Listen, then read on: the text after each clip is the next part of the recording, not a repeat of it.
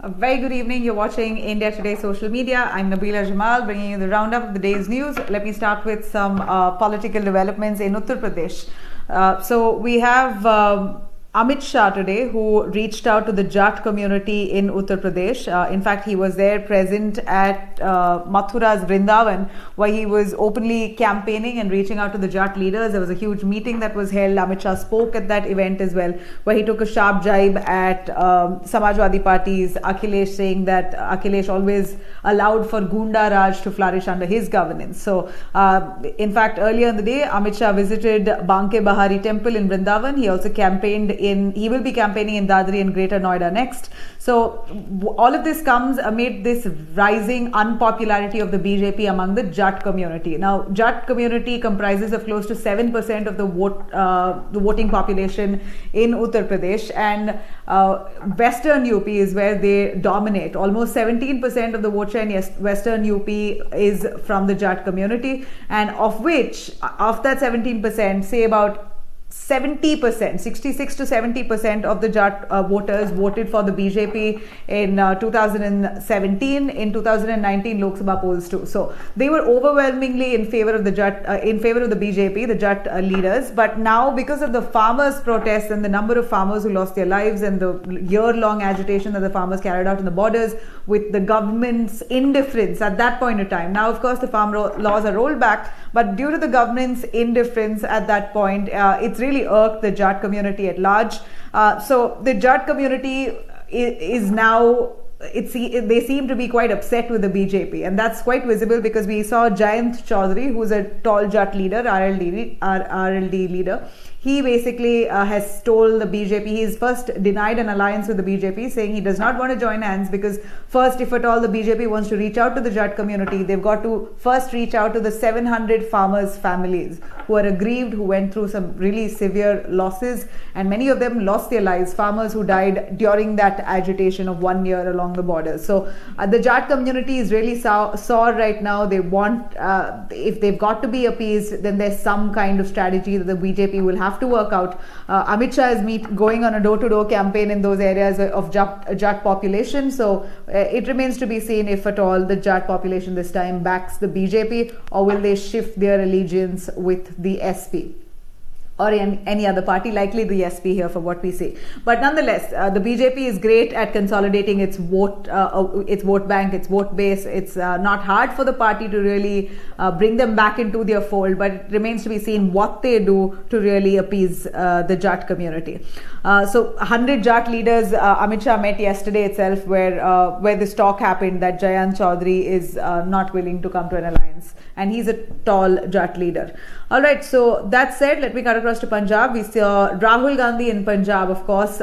He's trying to push a united face in Punjab. We know the kind of fighting that we saw between Chief Minister Channi and Congress Chief Navjot Singh Sidhu in Punjab. It was almost so embarrassing for the Congress in Punjab. Looked like as if they didn't have their house in order. You had their internal bickering that would constantly grab headlines. As much as they wanted to show that all is well, the incumbent government wasn't able to quell dissent within their own party.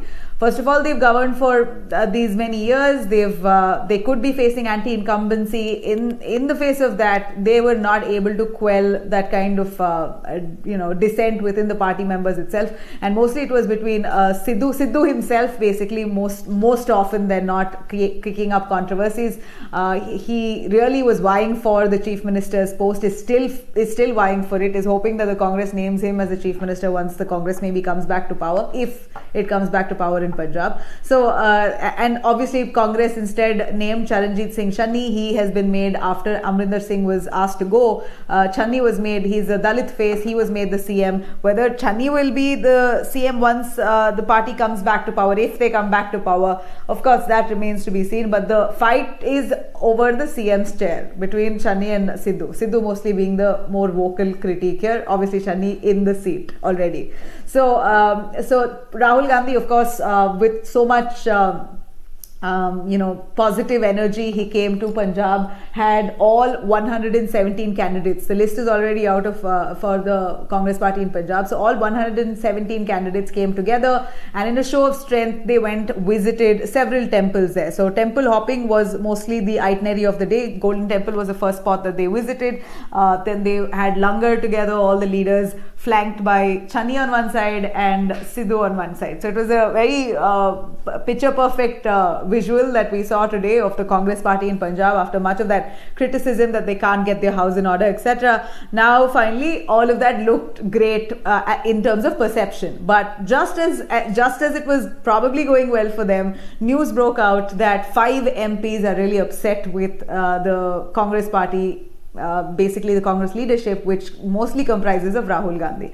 So you have a couple of leaders, MPs, mostly based in Punjab, Congress MPs who are predominantly from Punjab, who have boycotted Rahul Gandhi's visit in Punjab. So those include MPs Manish Tiwari, Ravneet Singh Bittu, and Jasbir Singh Dimpa, Mohammad Sadiq, and Praneeth Kaur. So these are the MPs who boycotted. But let me tell you, while the information came initially that these are the MPs who boycotted that Rahul Gandhi's visit, where they were also supposed to be coming and touring with Rahul Gandhi only to show strength, right? So just when that came in, these 5 MPs decided that they're not going to partake in this campaign of Rahul Gandhi because they reject Rahul Gandhi's leadership. So these members are part of the G23 team of the Congress party. Remember, in the Congress unit itself, nationally, there is this group called G23 group, where 23 tall veteran leaders of the Congress got together and criticized the Congress leadership and wanted a leadership overhaul. Sonia Gandhi, we know, is the president of the Congress party. She's been the interim president God knows for how long. They've almost changed the definition of interim itself. She's been the interim president for the longest time one could imagine. So there was while there was talk about Rahul Gandhi assuming the role as the president of Congress, but then that of course didn't happen. He briefly there was a talk of him briefly taking over, but there was a lot of criticism over that. So the Congress veterans basically are looking for a fresh face apart from the Gandhi family, because they feel if the Congress really wants an opportunity to come back to power, and if it does not want to sit in the opposition for the next 50 years, then it's mandatory that they hand it over to someone else apart from from someone within the Gandhi family. So a lot of the members within the Congress now are revolting, and those include the names that I said, 5 of them from Punjab too. One of them is actually Captain Amrinder Singh's wife, Praneeth Kaur. So she, of course, we understand Amrinder Singh now has resigned from the Congress. He's with the BJP.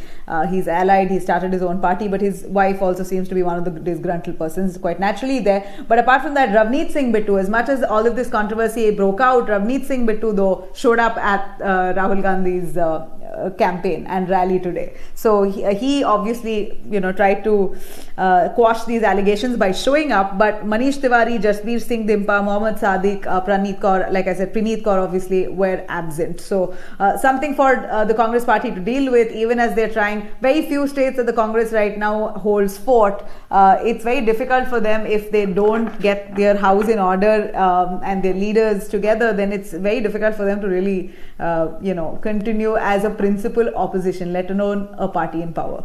All right, so K.C. Venugopal obviously said that this is rubbish and he's quashed these allegations. So this kind of fight and these 5 MPs boycotting Rahul Gandhi's meet here, it really makes a big statement against Rahul Gandhi's leadership undoubtedly, and it shows the Congress in disarray ahead of polls in Punjab, and a big embarrassment for Rahul Gandhi, even as he just begins his massive campaign in Punjab. And even though Congress seems to have some popularity in Punjab still left, there are more number of players here, including the farmer unions who are now going to be contesting polls. You have AAP, which has now gotten stronger from the last time.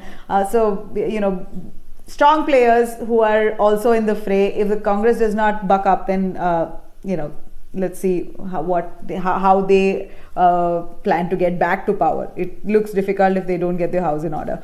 All right, now let me cut across to Sidhu. Navjot Singh Sidhu, obviously he's going to be contesting elections himself. So the man who's going to be contesting opposite Sidhu is very interesting. His name is Bikram Singh Majitya. So Bikram Singh Majitya has always been looked at as an arch rival of Navjot Singh Sidhu. In fact, it is said that Sidhu tried to frame Majitya in a false drug case. Now, how true is it, whether this framing was true or whether he was really guilty of being cahoots with the drug mafia? Of course, that time will tell, but he was booked. In fact, Majitya, under the Congress government, government under their governance, in fact, and it appears over Sidhu's force, they booked Majitya in under the Narcotics, Drugs and Psychotropic Substances Act last month, and he's now seeking bail. He's in fact been trying to secure anticipatory bail. So there seems to be so much animosity between the two of them, and Akali Dal has now decided to field Majitya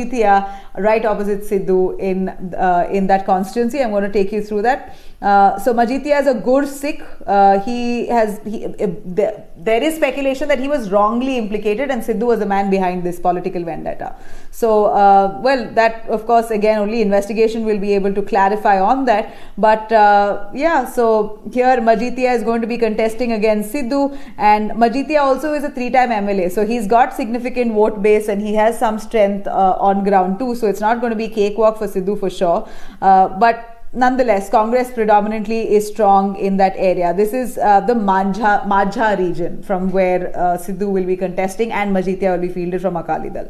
So now Aam Aadmi Party, meanwhile, on the other hand, which is also a big contender in Punjab, like I said, is now accusing Charanjit Singh Channi to be the man behind actually pushing Majitya or pushing the Akali Dal to put Majitya opposite Sidhu, because Channi and Sidhu so far never got along, even though they're putting up a brave front and a united front now. But we know that they've been fighting, and AAP says that it is Channi's at Channi's behest, Akali Dal is fielding Majitya opposite Sidhu.